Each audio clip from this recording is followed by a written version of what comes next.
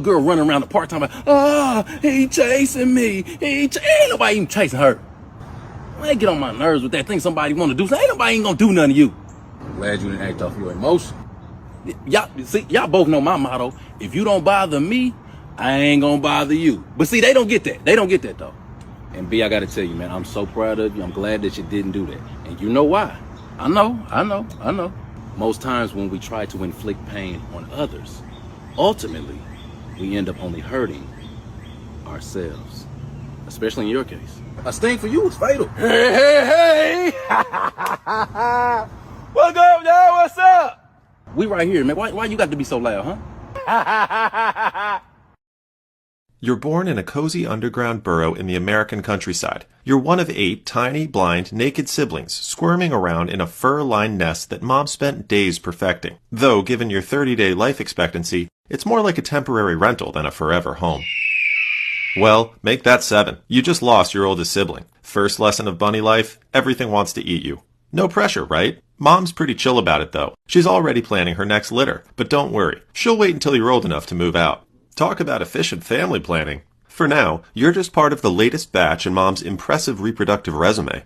She's got this whole parenting thing down to a science. Visit once a day for feeding, keep the nest clean, and otherwise stay away so predators don't follow her home. It's not neglect, it's survival strategy. The burrow's your whole world for now. A cozy dirt mansion with multiple escape tunnels that your mom engineered like a master architect. Smart lady, she's survived long enough to have dozens of litters, which makes her the rabbit equivalent of a Special Forces veteran. Your first week is spent in total darkness, wondering why Mom only shows up once a day for the world's quickest drive-through dinner service. The rest of the time, you're left playing the fun game of, is that sound death approaching? Could be the wind. Or could be a fox trying to dig up some rabbit nuggets. At 10 days old, something amazing happens. Your fur has grown in, your eyes finally open, and, surprise, you've got some seriously oversized ears. They might look ridiculous, like satellite dishes stuck to your head, but trust me, they're going to save your cotton-tailed behind more times than you can count. Though right now, they're mostly good for detecting which sibling is trying to steal your milk spot during Mom's daily drive-by feedings. By day 14, you're starting to get the hang of this whole being alive thing. Your siblings have developed a strict hierarchy through a complex system of pushy-shovey diplomacy. You've mastered the art of the emergency freeze when Mom thumps her back feet. That's rabbit for, duck and cover, kids. Something wants to eat us. You're also developing your grooming skills, though, let's be honest, you look less like a sophisticated bunny and more like a furball having a bad hair day. At 3 weeks old, it's time for your first venture outside, the moment every bunny dreams of and every mother rabbit dreads. You hop awkwardly like a drunk kangaroo, but hey, at least you're mobile. Your siblings scatter in different directions, sampling their first taste of fresh grass. Everything's going great until... thump! Mom's back feet hit the ground like a furry alarm system. You freeze, heart pounding, as a shadow passes overhead. Just an hour.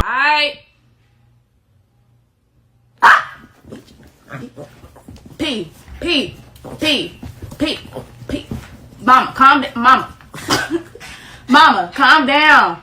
It was just 2 days, P. 2 days, Mama. It was 2 days. P. 2 days, poo-poo. It was 2 days. Okay, I won't leave no more. Oh, this is the building where a 425-pound tiger was living in secret. What? Oh, in 2001, a man named Antoine Yates brought home a kitten. Only it wasn't your average kitten or house cat. It was a Siberian Bengal tiger mix, which he named Ming. And Ming consumed 20 pounds of chicken thighs every single day. Now you might be asking, surely if there was a tiger living in a Manhattan apartment, people would notice. Well, let's just say that there were clues. For example, a lot of 311 complaints about urine. And the story is that some local women said that they heard tigers roaring. However, people just kind of wrote them off as being crazy because surely there was not a tiger roaring in a Manhattan apartment. However, in 2004, 4, Antoine Yates ended up going to the emergency room with a bite that he claimed came from a pit bull. But when he got to the doctors were like, that is no pit bull bite. And they quickly learned that it was a tiger. They went to Yates' apartment here at the Drew Hamilton House in Harlem. And they found not only a tiger, but also an alligator. Now, they mandated that both the tiger and the alligator be rehomed to animal sanctuaries, and thus ended the tale of the Tiger King of New York City. For more NYC, follow me. 5 most ridiculous things King Charles is extremely frugal about. 5. Leftover food. King Charles has an absolute allergy to waste. He cares deeply about the environment. He's known for wrapping up even the tiniest leftovers after tea. He'll eat the same food for days, reheated and repurposed. Royal chefs have confirmed the practice. If they served roast lamb one night, it was turned into shepherd's pie the next. 4. Light switches. The king obsessively turns off lights throughout the palace. Prince Harry developed the same habit growing up. He once admitted he has serious OCD on light switches. 3. Swimming pool temperature. Charles didn't spare Buckingham Palace's pool from his cutbacks. He personally lowered the thermostat to save energy. Guests noticed the water had become noticeably colder. Charles believes heated pools are bad for the environment. That same pool was built in 1938 for young Elizabeth and Margaret. Charles learned to swim in those same waters. 2. 54-year-old shoes. Charles still wears the shoes he bought back in 1971. They're old-school brown brogues that have seen better decades. But he refuses to toss them. Instead, he gets them resoled, stitched, and patched up. He jokes that he's back in fashion every 25 years. 1. A 56-year-old jacket. Charles still wears a jacket he first put on in 1969. That makes it older than most of his staff. The fabric may be worn, but he just patches it up as needed. He's proud of it too. I have always believed in trying to keep as many of my clothes and shoes going for as long as possible.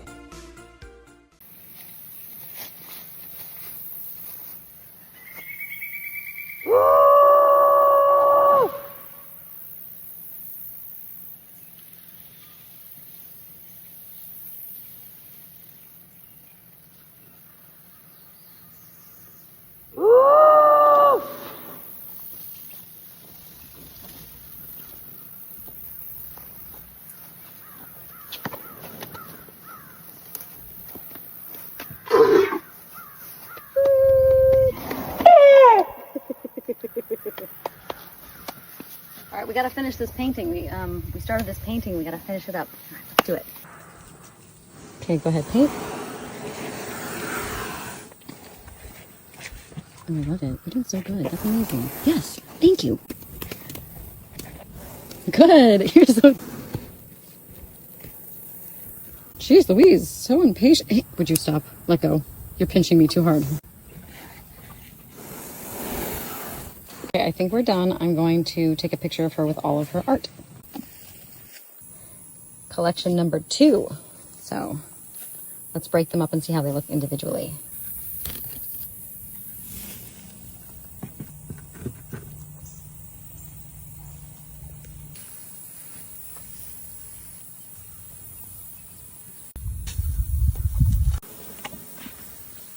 What do you think? I think you did amazing, like always. Pretty good. Pretty good.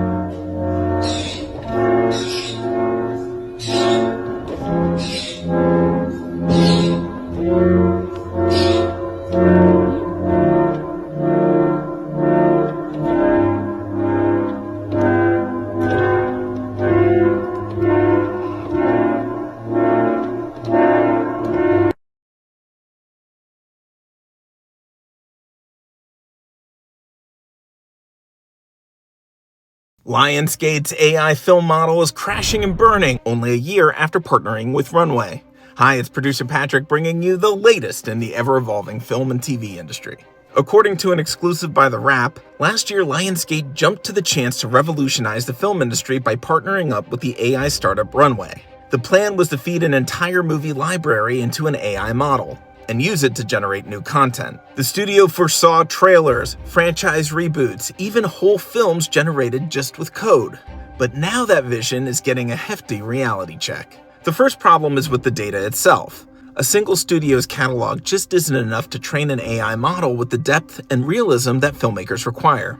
With limited inventory to feed into the system, the end result is bad lighting, awkward faces, and actions that weirdly defy the laws of physics. The second issue that the studio faces is who owns the material. Lionsgate technically owns the movies. However, contracts and likeness rights muddies the water on who controls what, especially when AI starts utilizing actors' performances and certain cinematic styles. And finally, one model can't do all the processing needed for a generation.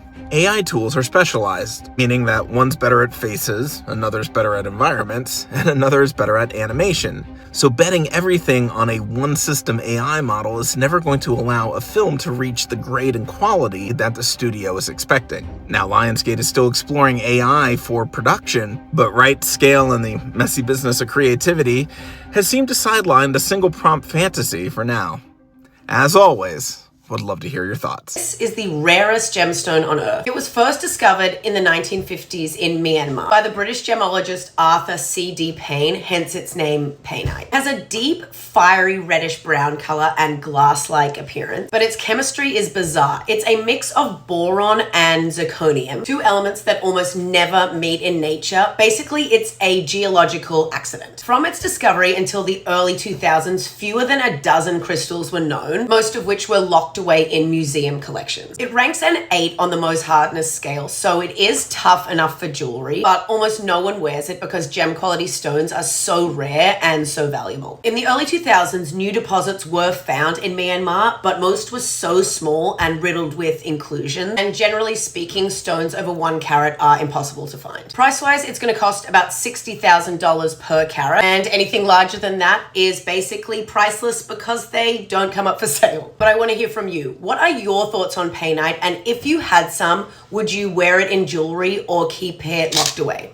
Hollywood spent an insane amount of money on content last year, and Netflix surprisingly wasn't the top spender. Welcome to Stage Runner, your source for what's shooting and where. They say the peak TV bubble burst a few years ago, and that Hollywood has scaled back the amount of shows and movies it's making. But according to analysts at the major accounting firm KPMG, as reported on by Variety, the biggest American media companies have been increasing their spending on content every single year since 2020. 5 years ago, Comcast, YouTube, Disney, Amazon, Netflix, Paramount, and others spent a total of $142 billion making things for people to watch. And in 2024, that number rose to $210 billion total. Common perception is that Netflix churns out more content than everyone else, but Netflix actually spent the least of the big six last year, dropping just $17 billion. Amazon spent $20 billion, Disney spent $28 billion, YouTube $32 billion, which is primarily the money it doles out to creators, while the biggest spender was Comcast, aka NBC Universal, which dropped $37 billion. And KPMG analysts say the industry hasn't even hit the ceiling. These numbers will keep going up as the media companies battle for more viewers. So the road trip's going well.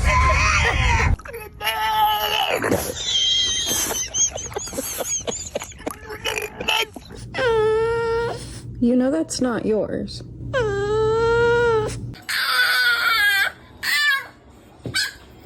Why are you so dramatic?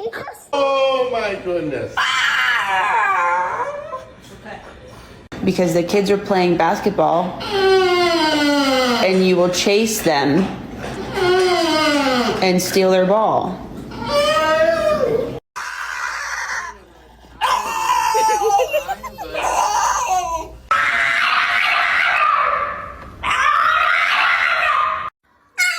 What's wrong? What is it that you want? What happened? Where did Daddy go?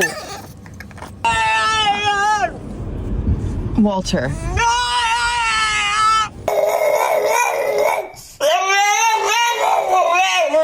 And it was naughty. It was. London's newest and most expensive hotel, the £1 billion Rosewood Chancery, has just opened. Let's go and see what it looks like inside. The hotel costs £1 billion to build. It's ultra luxury everywhere. In fact, they have no standard rooms here. They're all suites, with some of the most expensive suites going for £24,000 per night. They also have unique features, such as there are no check-in or check-out times. It's completely defined by the guests, so there's no rush when staying here. The standard rooms are still quite expensive at £1,700 a night, but it really is luxury everywhere. And they've kept the famous eagle from the US Embassy right on top. Let me know your thoughts in the comments and follow for more.